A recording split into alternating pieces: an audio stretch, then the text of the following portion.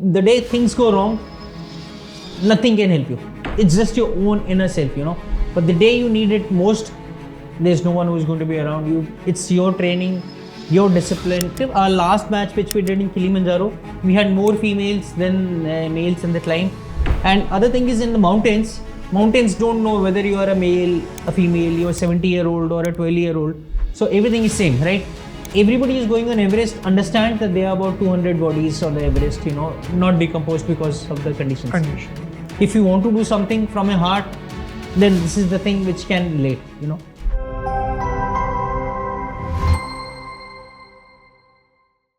And we have with us Lieutenant Colonel Romil, and he served in the army for 26 years, and then now he runs a company. Would I call it a company, or what would I call it? It's a company. It's a company, which basically trains people in trekking, mountaineering, and other things. So thanks a lot, Romil, for joining us today. First of all, my basic question: what inspired you to do it? What inspired you to become a mountaineer? Pranjal, so in my case, as you mentioned, I joined the army 26 years back, 1994. So army, considering the deployments and all, mostly it's in the mountains because of our friendly neighbors. Yes. So once you're there, you get a feel of mountains. Then once you come back to cities like Delhi, so much of pollution and all, so you want to go back to the mountains time and again. Slowly developed, and there was a time wherein I was leading the army team for the Everest in 2019. Okay. And once you do adventures like that, then normal life becomes too boring. And that's when I realized that, mountains are, as people generally say, calling. So that's where it happened. And then I joined this company, Boots and Crampons. And then since then, we've been climbing all around the world. Right. So you just mentioned that you were leading the team of the army for the Everest in 2019. Can you share some more details about it, if possible? I mean, what was the role? How did you do it? What was your target? Okay, so I'll start with my first expedition was in 1998. Once we were in the Indian Military Academy, and that was a disaster. That was a failed expedition. We in fact lost one of our teammates. So it was kind of a setback, because at 22 years of age, you see someone dying in front of you. That was really sad, and that took me time to recover. So 2018, I was sitting in my office. We were posted in Dehradun, and then I saw a letter saying that army is looking for a team leader for Everest. And then by that time, 20 years had spent, no mountaineering, nothing. And but I was also into other adventure sports like rafting and such stuff, triathlons. And then I realized, okay, let me give it a try. As such, I would not be going for Everest if I don't apply. So let me give it a shot. I applied. As luck would have it, I got shortlisted. And then as a team leader, I was selected for Everest, and with zero experience. So then I said to my boss that, okay, if I have to lead Everest, then we'll train properly. And then I did all the courses, basic, advanced, rescue. And then the team was super qualified and super fit. And then we trained again for 1 year close to Siachen, Leh Ladakh, and 1 year completely we were there. And then I was responsible for leading the army team to the top of Everest in 2019. So how intense are these trainings? What are part of these trainings? And what do you do in these trainings? How does one decide, okay, am I fit enough to climb the Everest or not? See, that's interesting. By that time, I had spent close to 20 years in the army, right? So fitness obviously was of that level. But army, you don't take any chances. As an ownership, it's all about ownership in the army. As a team leader, you're responsible for all those teammates who are there.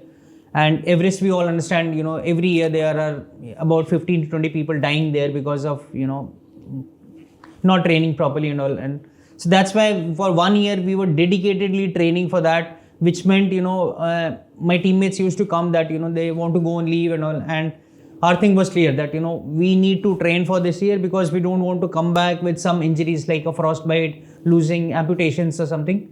And worst case, somebody dying on the mountain. So we trained really intense to the extent that 6 to 8 months we were there in Siachen, base camp, training there and preparing physically so that, by the time the expedition starts, still things could go wrong, but then we would cover as many variables as possible to make sure that, things are right. So we used to have long marches, long runs, 30, 35K, even in snowfall conditions there.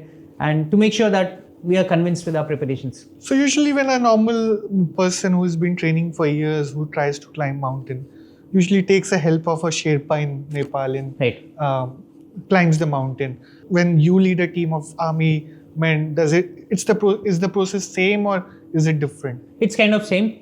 Just that once the army team is going, then and the Sherpas also know that they have a strong team, so they don't have to be supporting you as much as they do for a normal person who's not as well prepared. To the extent that in our team there were one or two Sherpas, they are also human beings, so they were not feeling well, but the team members they supported, and then everybody could climb. That's why we had 100% summit without any casualties or any And injuries. how many members were part of this team? So 14 members climbed, 6 were there at reserves at the base camp, just in case any emergency or something goes wrong. Right. Those people would be part of the team. Right. So can you share more about the organization that you run now? And if I'm not wrong, you are one of the first people to climb all the 7 summits in 2024.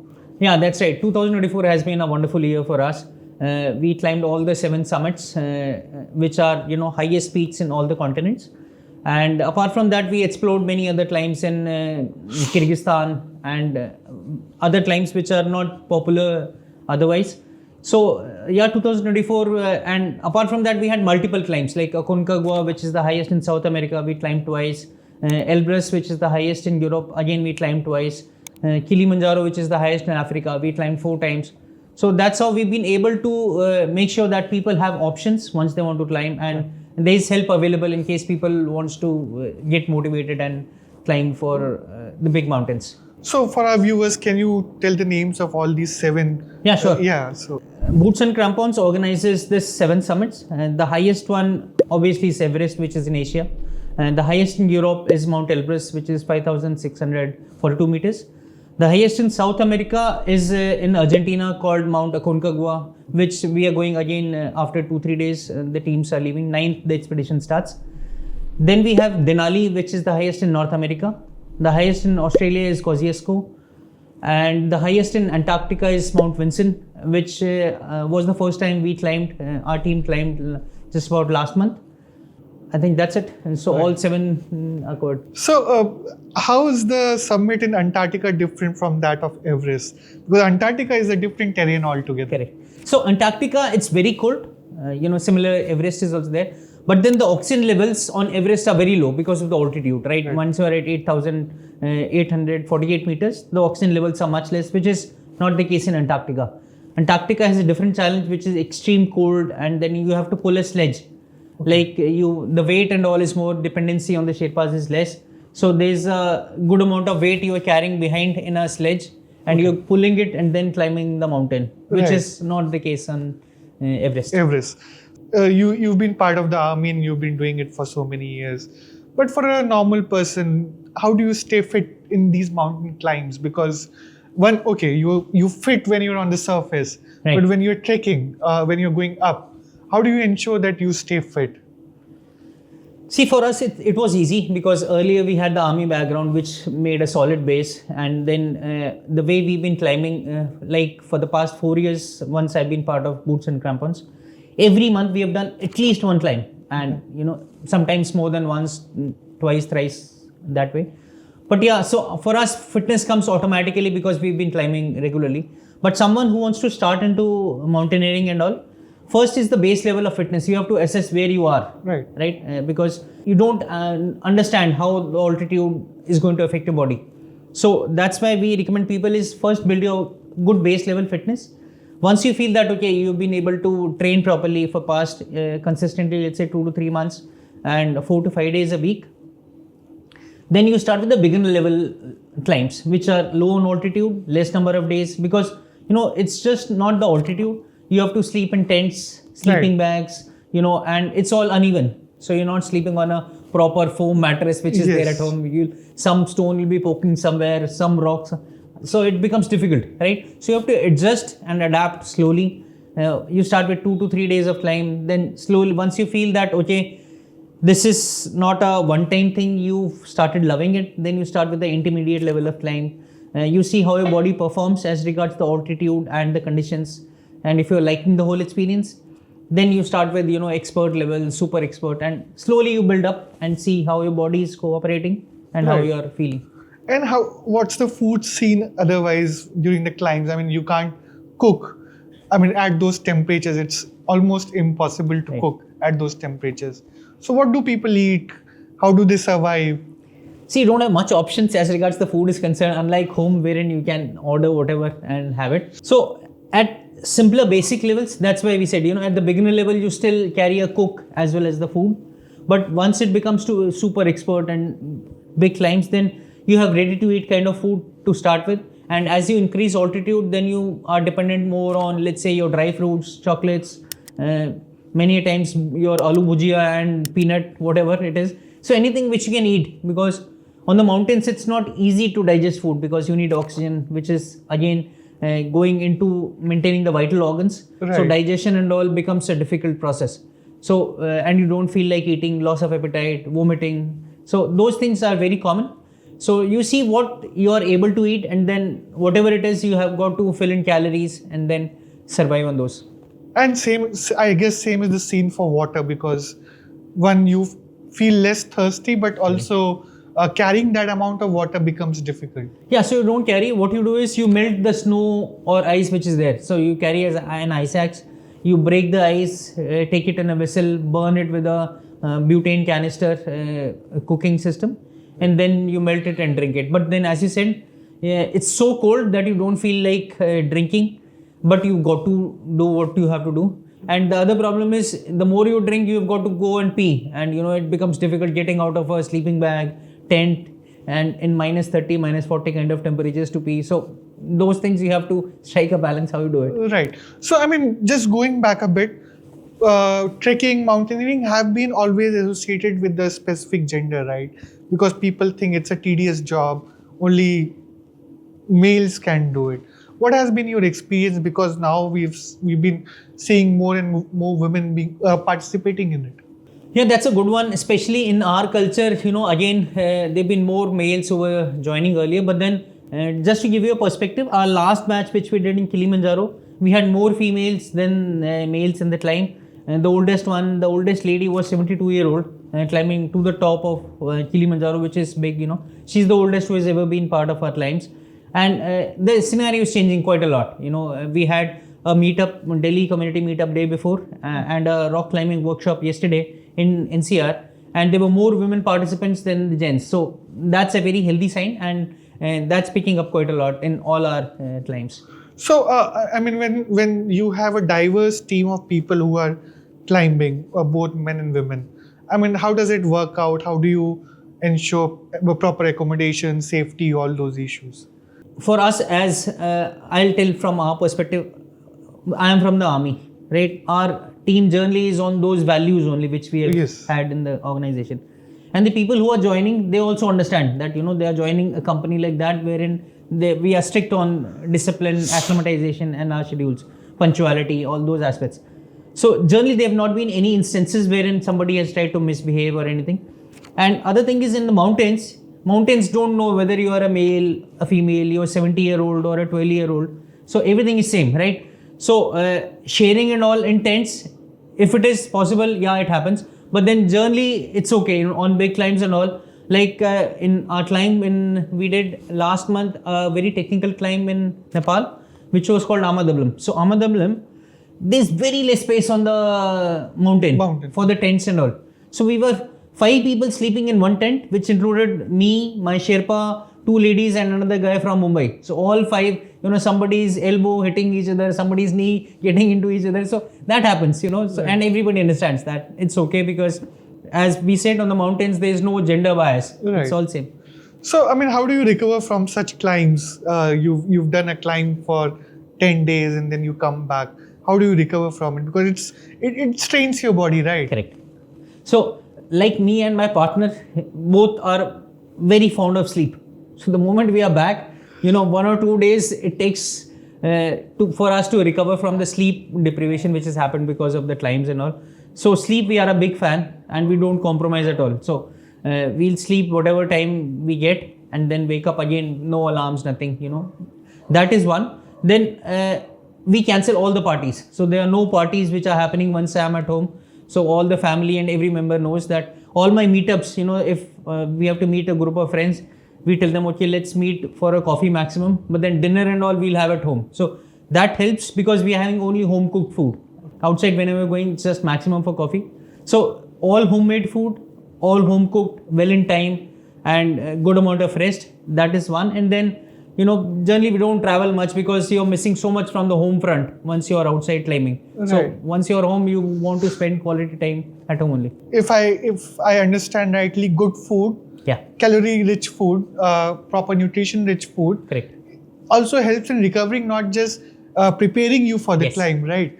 So that's one part of it. But I mean, if you are here, okay, you've recovered from the trek. Right.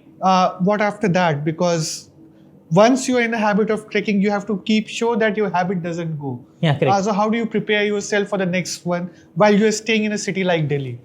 So in our case, what has happened is that my daughters, I have two daughters. So since they see the family into mountaineering and all, they also climb quite often. And apart from that, they are my younger one is again into fitness. She runs regularly. She's part of the school athletics team. So every day evening she has to go out for a training session, which is 400-meter track. Even she is participating. So once I'm home, I take this responsibility of taking her to the class. So once she's going for the runs and all, so I also go and run for that duration, about 1.5 hours. And at times, we sprint together because the coach is also happy. Some parent is participating. Other kids are also happy. So we run together, spend more time together, and that way we stay fit as well. And she also follows a good nutrition plan because her coach also keeps pumping her that, you go eat good food, healthy food, vegetables, fruits and all. So that's why the whole atmosphere is towards the fitness which happens. Right. So now going back to a bit serious topic, we've read in the newspapers and everybody follows all these expeditions that we call have also become very what do I say? It's leaving an impact on the environment and climate. Right. Right. So how do you make sure that your climbs are environment friendly? Because you carry a lot of stuff in, Right. but sometimes people tend to just leave the stuff and come back. How do you make sure that it doesn't happen? See, Pranjal, that's a very important point. And since we are on the mountain so regularly, we see how the things are happening on the mountains, right? And it's a very serious problem. In Delhi, we still not realize it because, it's not affecting directly that way. But on the mountains, we see the difference. For example, we were climbing in Russia this year on Mount Everest. And every year we go, we see the snow line receding. Similarly, on the Siachen, we could see that, snout is the point from where the glacier starts, for the climb and for the mountains. And that's been receding time and again. Every time we go, we see that, the snow line is going further and further away. Which also means there's been lot of rock falls which are happening. Rocks which were earlier held up because of the ice. Over there. Because of global warming, it's melting and rock falls and all are becoming a big nuisance and disaster for the teams which are going. However hard I may try to, implement the same in our teams, I'm not convinced that we are doing good enough. Like, we keep briefing the teams that, be very safe on the mountain, make sure whatever you're carrying, you get it back. And we have proper disposal systems wherein the teams get the stuff back. But our standard of, maintaining all these things is nowhere close to what should be the thing. For example, again, we were climbing in Denali, which is the highest in North America. And the system there is, whatever you're not using for the further climbs, you can just keep it inside the snow, buried, and then you can move forward, and on your way back, you can collect it. Same, right? So we dug up it, we kept it inside, and then we moved forward. The very next day, the rangers over there, they came to us saying that, the thing which you had dug, that was not deep enough, and we had to pay a penalty of 75,000.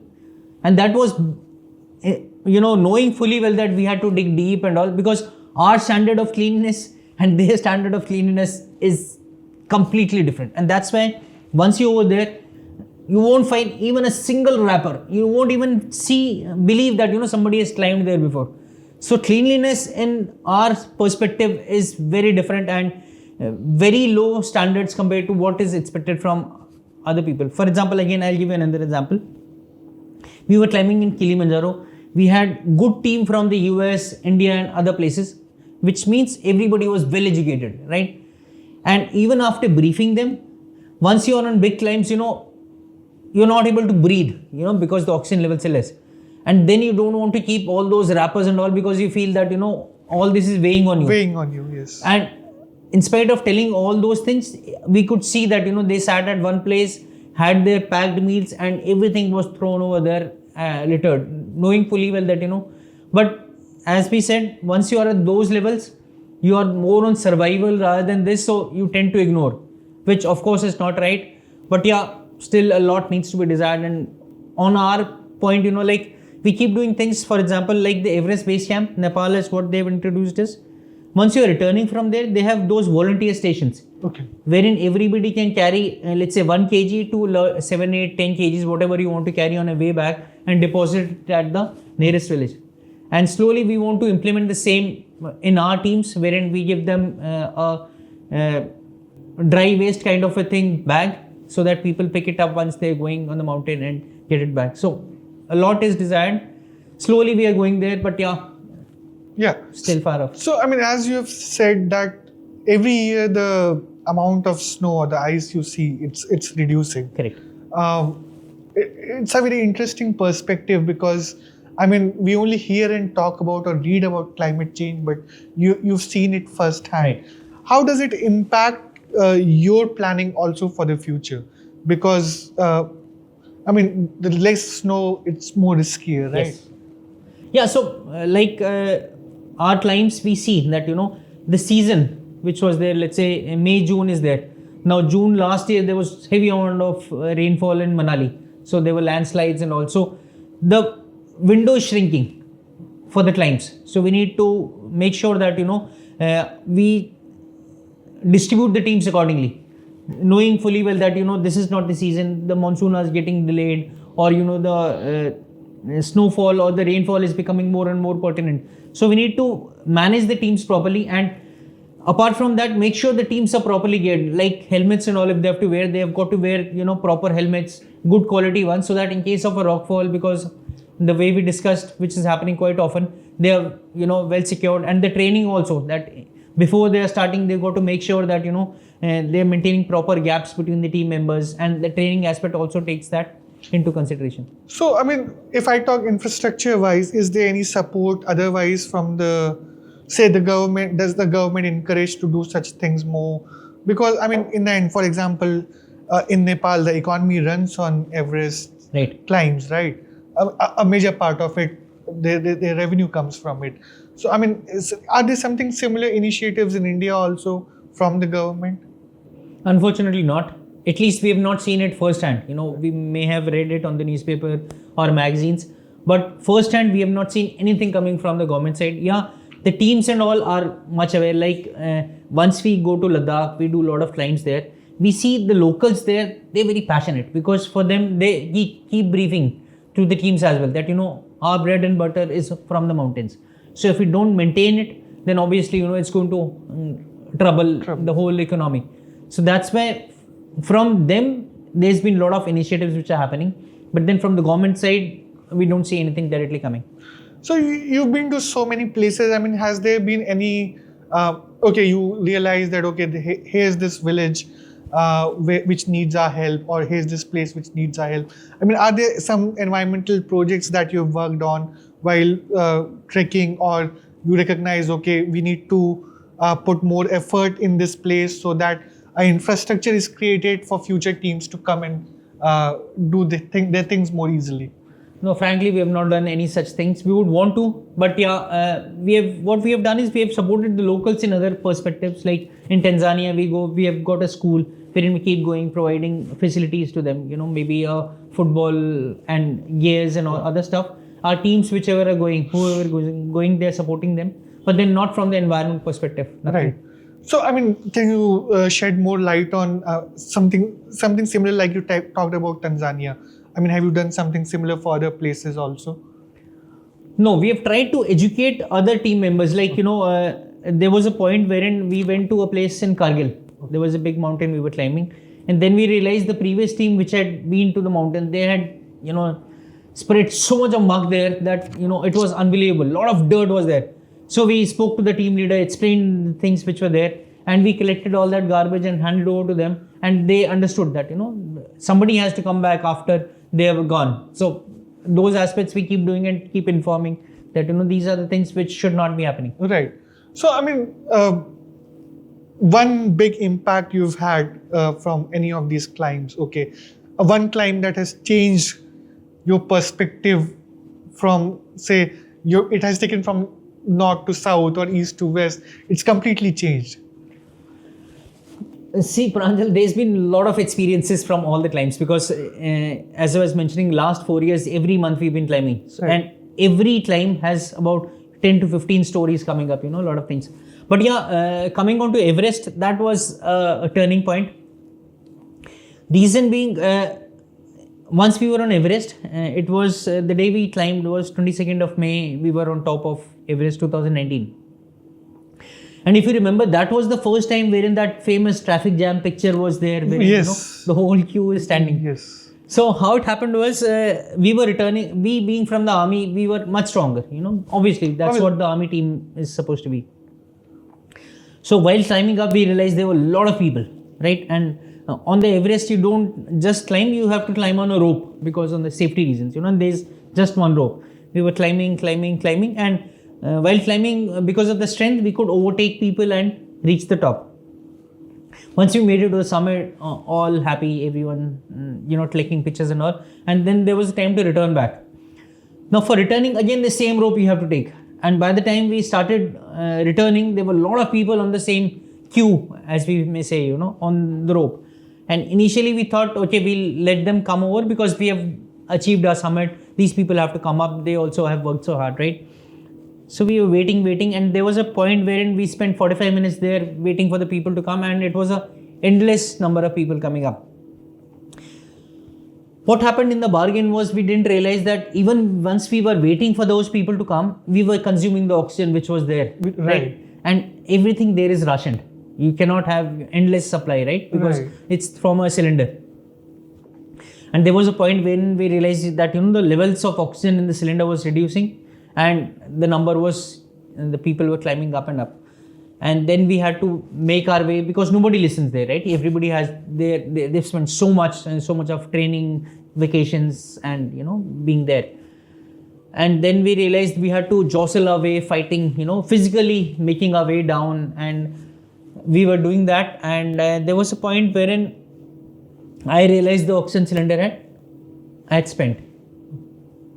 Now, without oxygen on Everest, you are just a dead body, right? You can't do anything. You cannot remove the mask. Because there's no oxygen, and outside the oxygen levels, your body is not tuned to that. You've been using oxygen for long. And then that was the time I realized I was close to God, both physically as well as, really. So that was challenging. And what happened was, before we started the climb, we had taken the blessings of His Holiness the Dalai Lama, and he had given a thread to all the team members saying, blessings. Somehow I had this belief that, if I'm wearing that thread, I have the blessings of His Holiness, so nothing will go wrong. It's just a belief, right? It could be anything. So I kept on that belief that, things will be fine and all. And suddenly there was one team member of ours, super strong, again army guy. He had a spare cylinder with some oxygen left. So he came and he said, what's wrong? And I told him that, everything is, kind of done. And suddenly he came out, gave his cylinder, and the moment you take the oxygen back again, you're back into that survival thing. And I attribute it to pure destiny because, there were so many people. It's difficult to recognize who's yours because everybody's wearing a similar down suit, mask, goggles, nothing is visible. Still, that guy came as an angel and gave me the cylinder, and it was near-death experience. And once you have those kind of experiences, I've had early experiences close to death as well earlier, you believe more into destiny rather than, training or any other aspect. So those things really shape you perspective in life. So, let me be very brute here and ask you something. People think that when they're on these expeditions and climbings, money can buy everything, right? Is it the case? Not really, because the day you need your, the day things go wrong, nothing can help you. It's just your own inner self, like training and all. Once you are at lower levels, good oxygen, everybody is fit and all, everything is fine. That's what we tell our team members also, that, we are not training you for Everest on a good day. On a good day, anybody can maybe, with a bit of training can do it.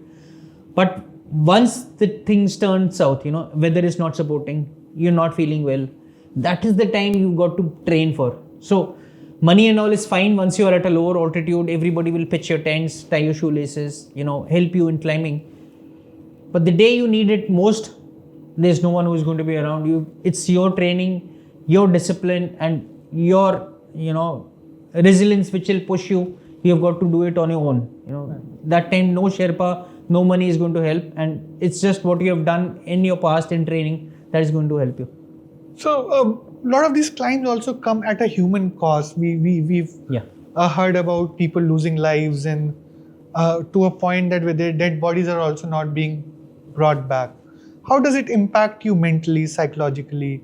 I mean, I'm sure you would have, if you have witnessed any such thing from your eyes. Yeah, we've witnessed a lot. So the first time, I'll give you an example. Like we were climbing on Everest. Being a team leader, I was leading, my team was behind. We were tied to a rope, climbing up. And we saw one guy sitting en route, tied to that rope again, because nobody leaves the rope. And I went up to him and I asked him, saying that, if you sit for long, the body is going to eat itself. Body will shut down basically. And there was no reply. I asked him again, no reply. Somebody tells me from behind, this guy has been sitting there for 3 days. So this guy sat down, never got up, because, he's altitude. Now, everybody is going on Everest, understands that there are about 200 bodies on the Everest, not decomposed because of the conditions. Reading one thing and seeing firsthand is two different things, as you said.